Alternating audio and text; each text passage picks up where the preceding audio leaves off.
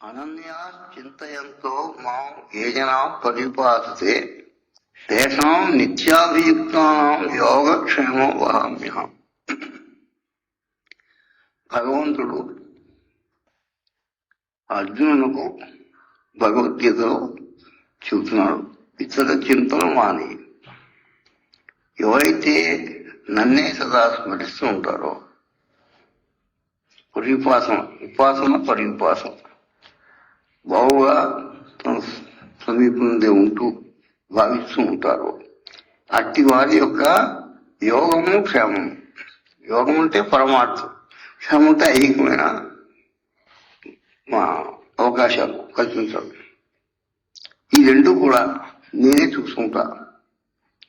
ఇప్పుడు ఈ condition fulfil అయితే అనన్యా చింతయంతో మాం ఏ జనా పరిపాసతే, ఇతర చింతనమాని ఎవరు నన్నే చింతిస్తూ ఉంటారో, బావుగా ఉపాసిస్తూ ఉంటారో అట్టి వారి యొక్క యోగక్షేమం నేనే వహించును. యోగం అనగా పరమార్థం, జీవిత పరమార్థం ఏంటి? పునర్జన్మ నవిద్యతే అని, మళ్లీ జన్మ లేకుండా చేసుకోవడం. మోక్షయం, మోక్షం ఈ మాట అన్నా అదే అర్థం. ఒకటి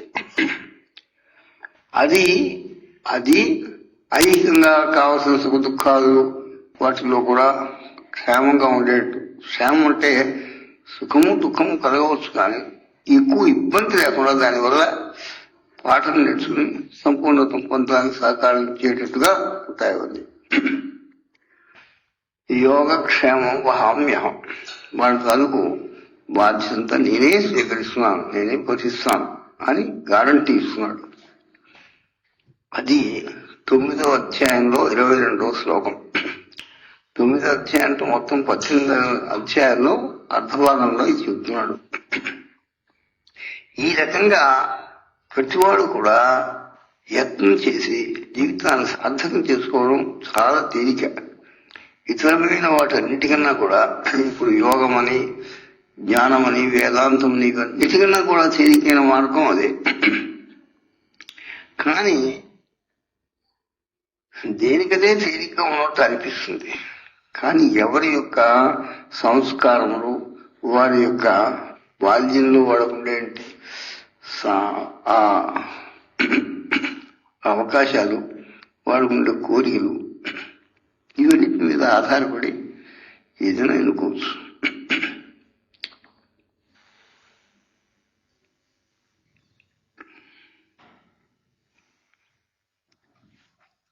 అందుచేత ఇది ప్రధానమైంది.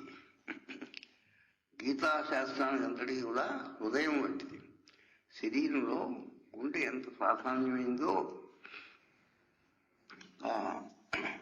భగవద్గీత అంతటికీ కూడా ప్రధానమైంది, గుండె వంటిది ఈ శ్లోకం. అందుచేత ప్రతివాడు కూడా అది తెలుసుకొని ఇతర చింతలు మాని, అది కండిషన్.